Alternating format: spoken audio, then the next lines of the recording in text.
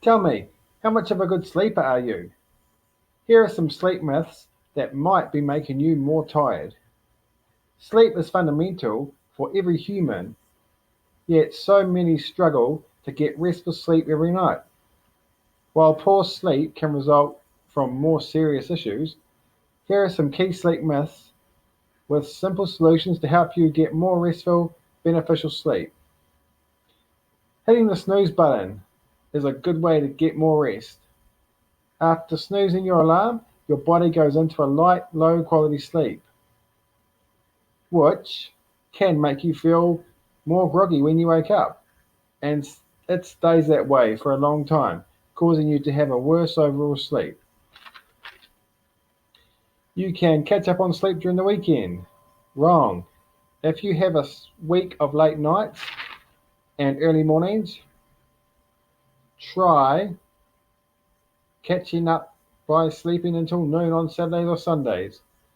You can throw your body off more and make it harder to sleep during the week. It's similar to changing time zones. Instead, aim for earlier bedtimes during the week to compensate for those early mornings. Your brain and body can adapt to less sleep.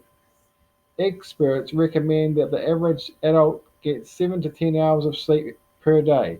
Your body needs time to cycle through the four phases of sleep to fully restore itself, with each stage being important for health.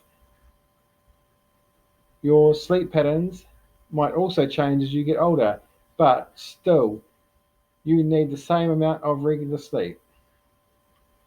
The time that you sleep doesn't matter. Wrong once again. Your body thrives off a good night's sleep. A regular sleep schedule controls many things in your body: eating, digestion, sleep wake cycles. When your body clock is out of phase, you can feel mentally foggy and sleepy at times when you need it most and need to be functioning well.